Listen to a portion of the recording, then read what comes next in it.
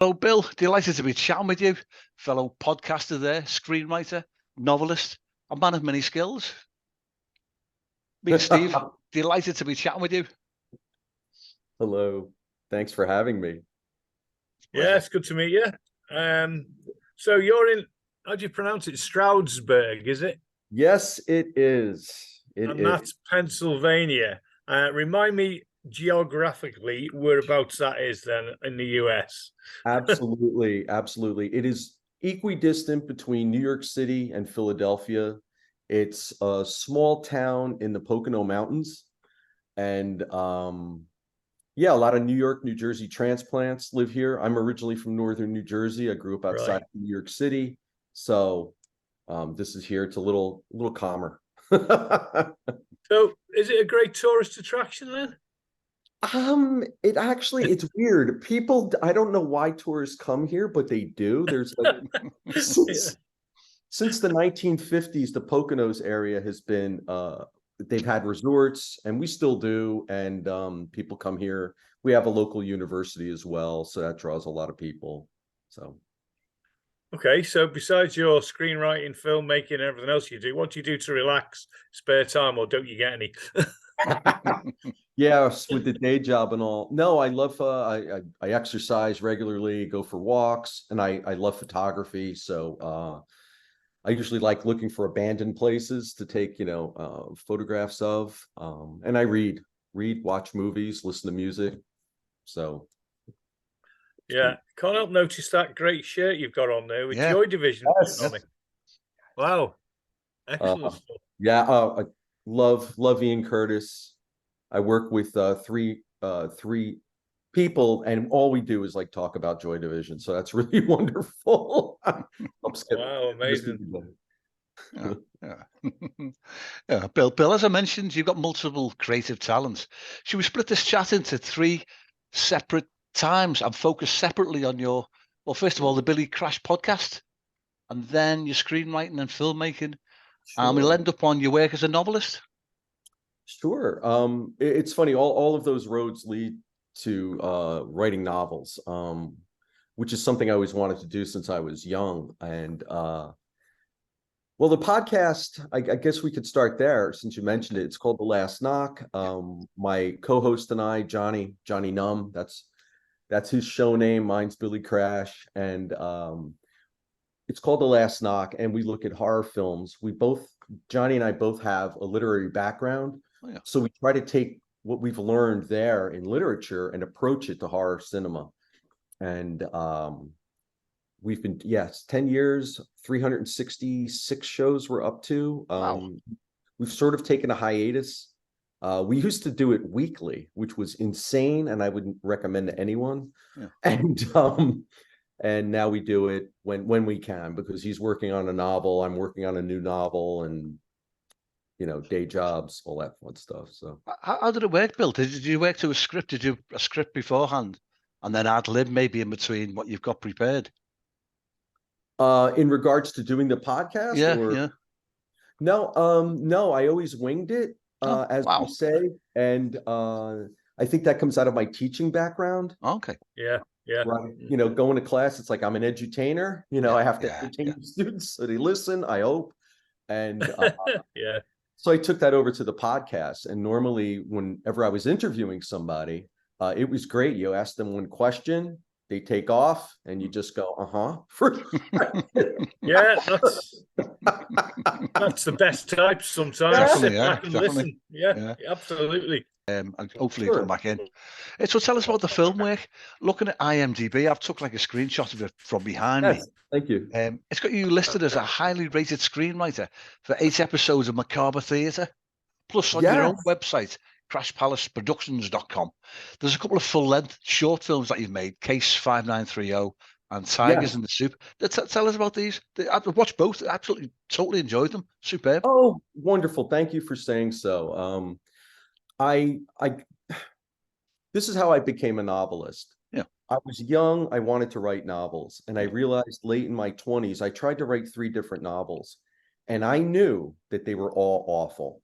And I'm like, what am I, so I'm like, what am I doing wrong? And what I had done wrong was Well, actually, what I did right was I stopped writing. I stopped writing for 3 years because I realized I need to study craft. I need to read books on writing, really get into what makes stories work, storytelling in general, novel writing. And I read books like crazy in general. And then I had a story idea from way back when I was in college, and I felt it would make a great movie. And I only realized this recently, that the reason I say that, it's anytime I visualize a story, it's almost like a film in my head. So it made sense, like, well, if I see it as a film, write it as a screenplay. So what I did was I wrote Bloodletting, the first book in the Kink Noir series, which was named by a fan. They named the series, I didn't. And and it fit. And when I had written the screenplay, I remember going, it works. Not that it was great, but I was like, I finally, after all these years, got it, because I was going to give up writing forever, because I'm like, if it's not good, why do it? And so I ended up joining a screenwriters group full of professionals, award winners, directors, actors.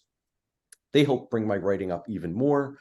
Because of that first script, I ended up, I came in second place in a major contest. Brilliant. I ended up getting an agent. Like, all this stuff was suddenly happening quickly, but I knew for the first time in my life that I could tell a decent story. And so that's how I got into it. Now, back then, because this is almost like 25 years ago, if you did well in a contest, what was supposed to happen was you're probably going to get a call from a producer or something like that.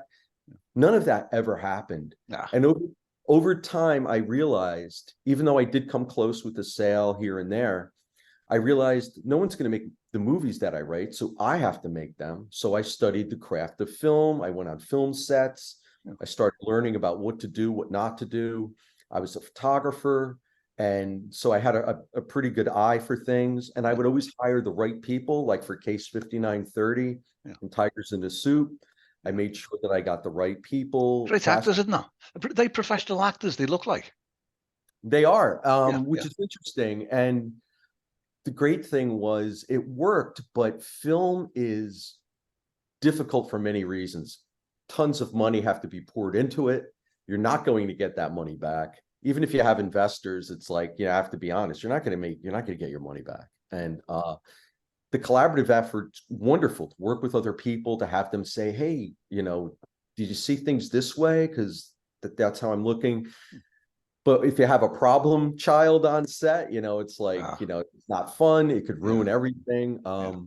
So it's really a lot of stress. In the end, it's great, but I would rather just sit at my computer, have a cup of coffee, maybe a drink, and write and, do a novel. And that's where I'm sort of coming full circle now, where it's like, I just want to write novels. I just want, but the screenplay served as like a glorified outline. So when I had Bloodletting, I took the screenplay, dumped it into Word, and I started like coloring in the numbers. If you remember those things, coloring books as a kid. And it came to life as a novel, and it worked. So, that's roundabout way of saying, how it all like came together. So the screenwriter, that sort of helped hone your craft as a writer. Absolutely. Absolutely. It really did. Can I just mention the final shot in that Case 5930? Yes. That blew me away. That's like a lot of planning. That was superb. Like, whoa, didn't expect that. I'm glad I didn't write this. That was my friend, Paul J. Williams, who wrote it. We co-produced this. I would work, if he said, Bill, I'm doing a film, I'm on it, even with the stress, because he is brilliant. He's actually a former police officer and police detective. So when he does his crime drama stuff, it's, really accurate. And that actor, Merritt, he was really wonderful, because he's in front of, well, I'm not going to say what happened, so people can see it, but he had to do a fall, and we were getting a mat and all. He's like, no, I don't need one. And I'm like, well, you're falling in like the street. And he was so professional, so driven, so passionate. And we had to do 4 takes, and he's just like falling to the ground. And I'm like, oh, he's going to get a concussion. It's like, whoa. But it was, it was really intense. And that was such a beautiful day, because a friend of ours allowed us to use her house. She told everyone on the street that we were filming. She gave them all notices. So the time we had to film, we had to block off the street, and we had a couple of people to help ask neighbors, like, please, stay inside for 5-10 minutes, a half hour. Yeah. No one came out at all. No one was out because they knew. And we filmed for like 3 hours, not one sound from anyone. I actually cried because everybody was so wonderful and nice, allowing us to do this nightmarish scene on their street. Yeah. And no one bothered us, and it was really beautiful. But that's also part of the stress of filmmaking, like finding a location, keep it. And then everybody goes, "Oh, you're making a film? How much money are you going to give me?" And it's like, we don't have any money. It's I could bake you a cake, Brilliant. I know so many struggling filmmakers, and I really feel for them. But it's just too much. But when it works, it's beautiful. It's certainly great for me. People, yeah. Brilliant. On Amazon, you've got an impressive 8 titles, 7 fiction, 1 non-fiction. Tell us a bit about Kink Noir then. How easy or difficult was it to, and also to connect with your publisher, which was Enderline Publishing? Sure, absolutely. Absolutely. What I did, as I'm sure you know, the publishing industry is extremely conservative and very traditional, and it doesn't like to break the categories that they have. Yeah. Unlike film, where you could say, oh, it's a Western romance, and add them on and more people show up. With a book, it has to be particular. And so I wrote Kink Noir is a crime thriller, but it has erotic elements because it takes place in what's called the kink community. And because I wanted to write something really different, bizarre, maybe, taboo. And so I did have an original publisher, name I won't mention, they're now defunct. And they loved the book. They took it. I had a book manager that was going to help me with marketing, but nobody knew how to market it because it's like, this doesn't fit in a traditional category. Who's your audience? And so it was really difficult. And then they shut down. And they abandoned all of their writers. And this happened 3 days after I won an award for the book from actually a film festival that looks at, it's called the LA Neo Noir Film Festival. And so I was really happy. And then I'm like, no, why are you abandoning me? And then somebody else loved the book, a micro publisher out of Seattle. They picked it up. So I published that first book, Bloodletting, and then Punishment with them. But they said the same thing. We're not sure how to market this. So it's like, farewell. Yeah. So what happened with End of the Line was that's actually a friend of mine whose house I am at right now. She's like my sister. Her name's Cheryl Betts. And this is her publishing company. She created it so I could have like a venue. And which is wonderful. And so that's how that happened. And so I'm really thrilled. How many titles is there now in the series? Is there 4? 4 in the Kink Noir? Yeah, 4, and I'm working on the 5th right now. And what I plan to do is take those old horror screenplays that I wrote and make each one a horror novel. But what I'm going to do is a Kink Noir crime thriller, and then I'm going to do a horror novel, switch back and forth.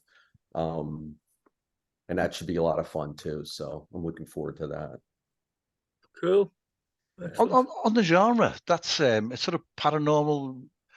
Is there a detective element as well? There's a young detective in the series, isn't there? Yeah, there's no paranormal with the Kink Noir series. It actually comes from a lot of my experiences in New York City, not murders or anything like horrible like that. Yeah. But yeah, he's a young private detective, and I wanted to do, even when I write like horror screenplays, anything, I look at like the genre, the subgenre. What are the tropes? What do people expect, and how can I make them different? So with character's name is Dennison Bowie. I wanted him to be younger than a traditional private investigator. I didn't want him to have military or police experience. I wanted him to just have a love for solving puzzles. I didn't want him to be an alcoholic, you know, like, you know, you read new. all, yeah, You've described every single detective I know. Exactly. I was gonna Yeah. say, yeah, that's typecast, isn't it? Yes. Yeah. Yeah. So I changed all of that. I didn't want him to, like, you know, take a lot of women, you know, I didn't want that either. In fact, he's, you know, he's just like a guy who's a little bit nerdy. And he just, you know, he stumbles a little bit, but he has a good heart, and he's growing with each book. I just spoke to a fan the other day, and they said everything I think any writer wants to hear. Like, oh, I could see how the characters are growing and changing, and you did this and that, and it's like, it's working, you know. It's like, that's a great compliment. Yeah. Oh, yeah. It was, because I need validation. I don't think like, oh yeah, this is great. Like, I don't like people who create art who are like that. It's like, no, like, listen to people. What are they saying? What is working? What isn't? And that's why I love that screenwriters group, because they would tell me, this is not working. Don't do it. And a lot of times I would throw out maybe 2/3 of a script and take a whole new, fresh look at it.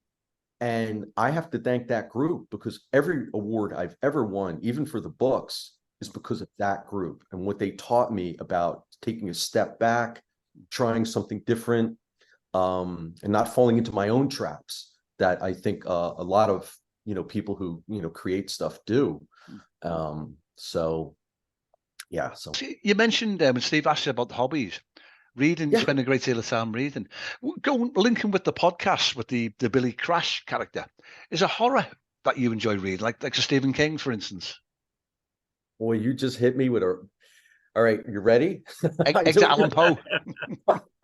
I don't normally share this with people, but horror novels bore me. They really do, except for Shirley Jackson, the American writer from the 50s who wrote like The Lottery and all, and Always Lived in a Castle. And there's a Canadian writer who I adore named Gemma Files. And the other horror novels, like, they usually do bore me.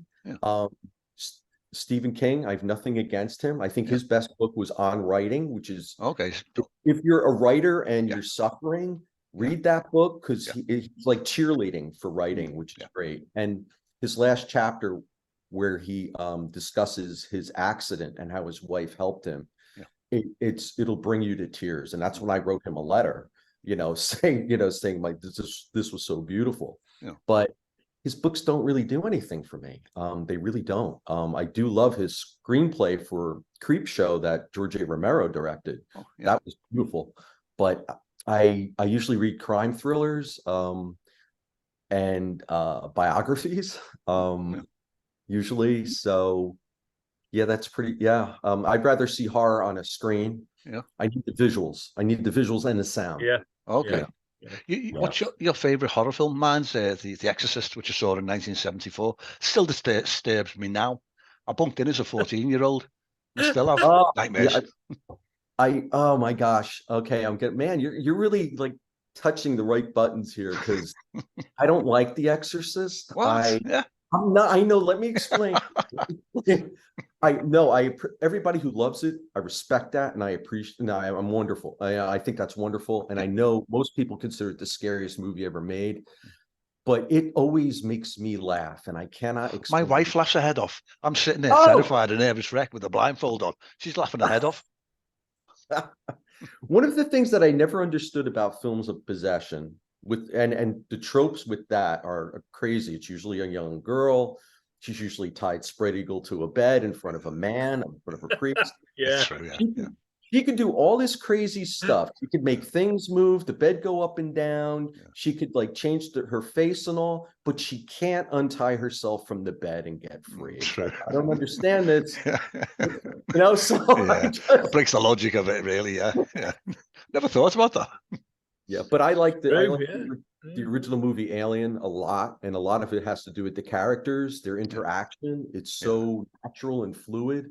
And it was so oppressive, the atmosphere in that movie. You're trapped. You're like 70 I forgot how many light years they are from home. Yeah. No one's going to rescue them. They're on a ship. Yeah. They're being stalked. It's like, what can you, there's nowhere to go. So, the brilliant log line for that film, no one can hear you scream in space. yes. Yeah. Yes. No one can hear you scream. And the writer, Dan O'Bannon, who I love, he sold the movie this way. He was he was with producers and he said, Alien, what's it about? And he said, Jaws in space. And he bought it. And I was like, oh, wow. It's so good. Do you know one of the best scenes I love in that film, the sequel, which I think is equally as good, Aliens, is when they're told that they can't use the super powered rifles or whatever they're called because there's a nuclear bunker down below. And one of the soldiers says, well, what are we supposed to do? Use harsh words at the alien? Yes. Yes. Yeah, I could see that. That was the funny part in the movie. And that's where people fell in love with the actor Bill Paxton, who and I don't know if you've Reluctance Hero. Yeah. Yes, his movie, he directed Frailty, a horror film.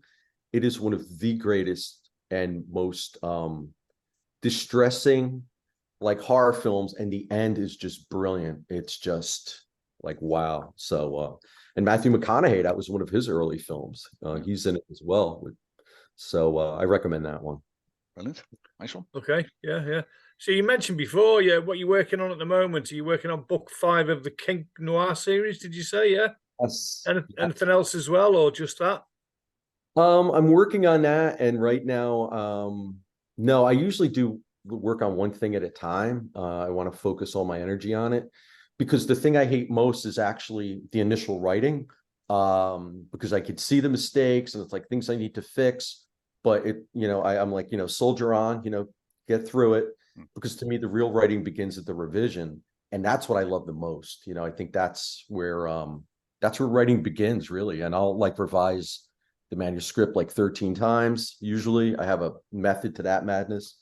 And before I give it to my editor and let her do her thing, where she shows me stuff that I missed that is mind-boggling, but you're so close to it.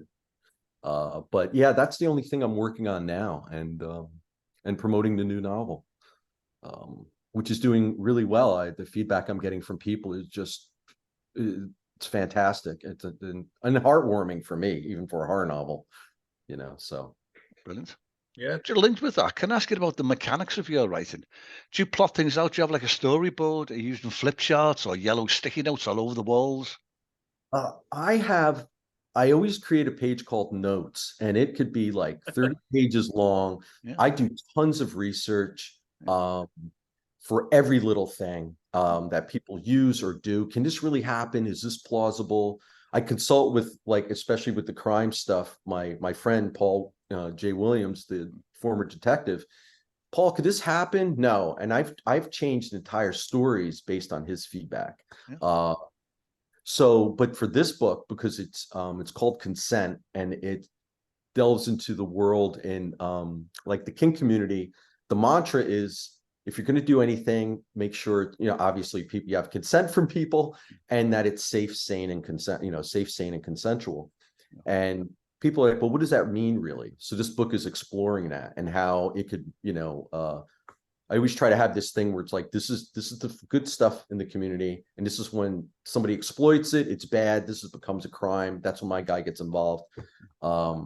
So I did plot this one out like I never plotted it out before, but I'm not even looking at that. I know where the story's going. I looked at those notes enough. Now it's time to write.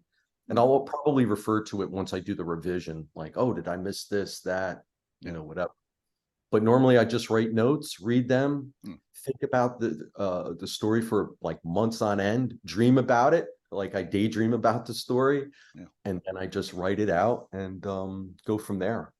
We talked to quite a few writers, Steve, that the pantsers, they tell us that they just sort of write mechanically and wherever its character takes them.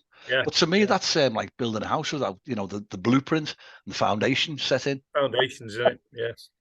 Well, it's funny. I finished chapter 1 the other day, and I have this whole plan for the book, and this character said a line that throws the whole thing off track completely, and I was like, I have to go to bed. It's like, calling it a night, and it's weird how that happens, because I know it sounds bizarre, but like I even tell other writers, it's like, I'm stuck, and I said, well, trust your characters. What are your characters doing? Where are they going?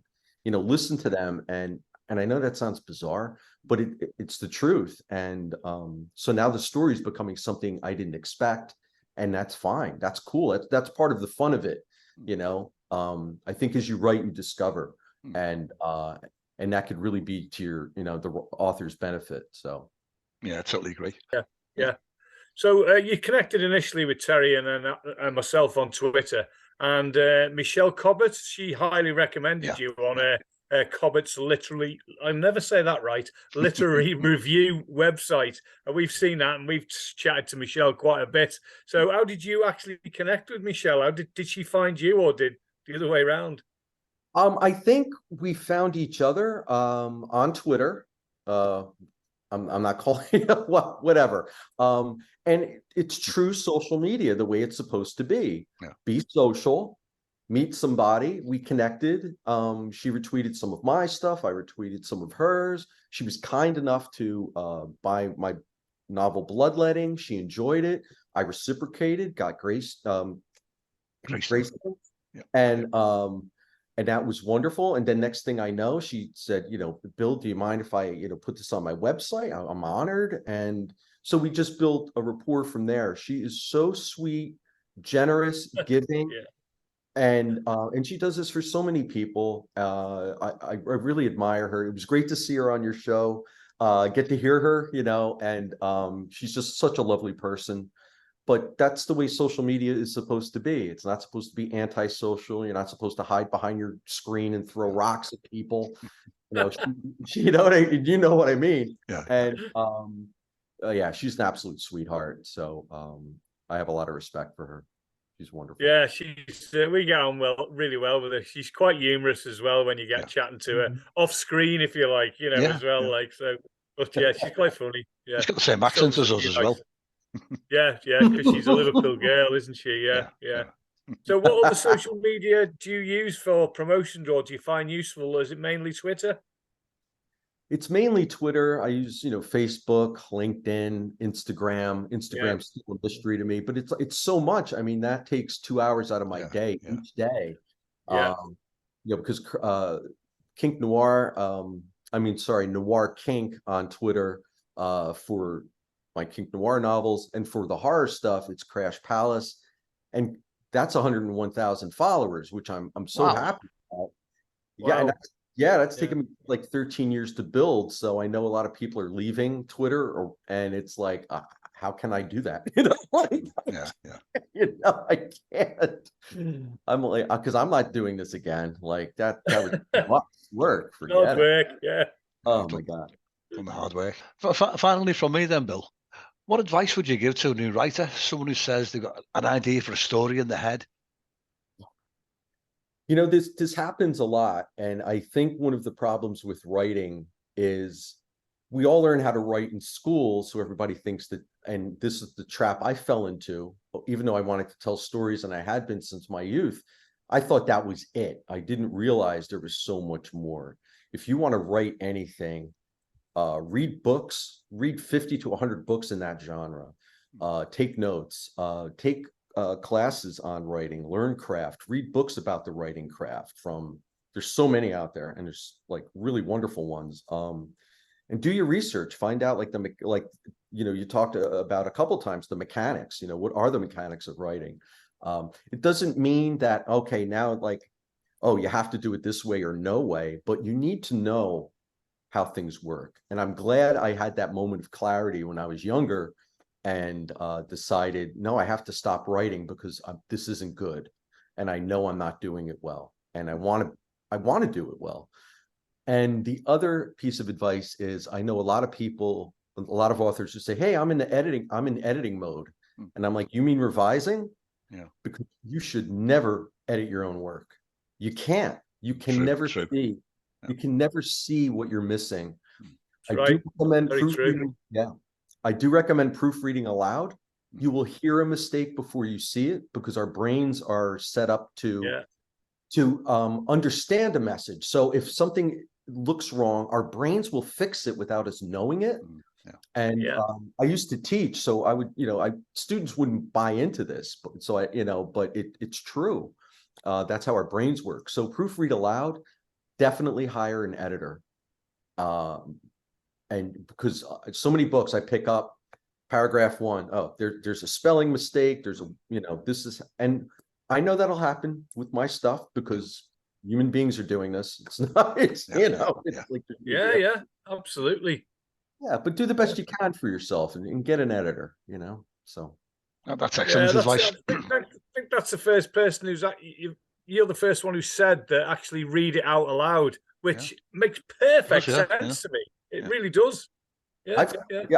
I can't tell you how many times it saved me. I caught plot holes from reading aloud that were missed by editors, other, proofreaders, other people. And I'm like, oh my gosh, but that's great. And that's what you want. You want to find those mistakes before anyone else does. Missing words, misspelled words. It's like, I read this word 50 times, but now that I read it aloud, it's like, oh my gosh, it's so wrong for that sentence, So highly recommended to read aloud. Every word. Yeah, absolutely. Great advice, that, Terry. It really is. It is. Anyway, I like the distinction you make as well between the editor and the revision. I think I might have known that, but I've never actually heard it articulated that way. And it does make a great deal of sense. Thank you. I think writers have issues with editors because they think, oh, the editor's changing my story. The editor is your teammate. They are the best partner you're going to have. They have a few things in mind. They want to make sure that the writer is not embarrassed by the work that goes out. They want to make sure that the story is solid, and they want to make sure that the reader is happy. So they're doing all of this work for you. So sometimes when an editor makes a suggestion, in all honesty, when my books are edited, I honor 98% at least of what the changes the editor recommends. If there's something amiss, we'll talk about it. And a lot of times the editor still wins because, like, oh, now I get it now that we're talking about it. But the editor is not the enemy. They have to, authors, writers, they have to remember that the editor is your friend, not your enemy. That's absolutely. As long as you get a good one. We've had a few experiences with some authors who have picked a bad editor and it's totally gone pear-shaped. So if you get a good one, absolutely right. Yeah, that's a great note to end on that. Actually, the time has caught up with us now, though. For now, Bill, so we say thank you very much, and I've absolutely thoroughly enjoyed the past 2 minutes that we've been chatting. Is it 2 minutes? 2 minutes. Yeah. Thank you both. You're wonderful. This has been such a fantastic experience. I'm honored to be here, and can't wait to listen to more of your shows with other guests, because you really know what you're doing. You make people feel comfortable, and this was a lot of fun. So thank you both. Brilliant. Thank you very much. Yeah, thanks for that, Bill. Thanks again. Yeah. Thank you. Bye.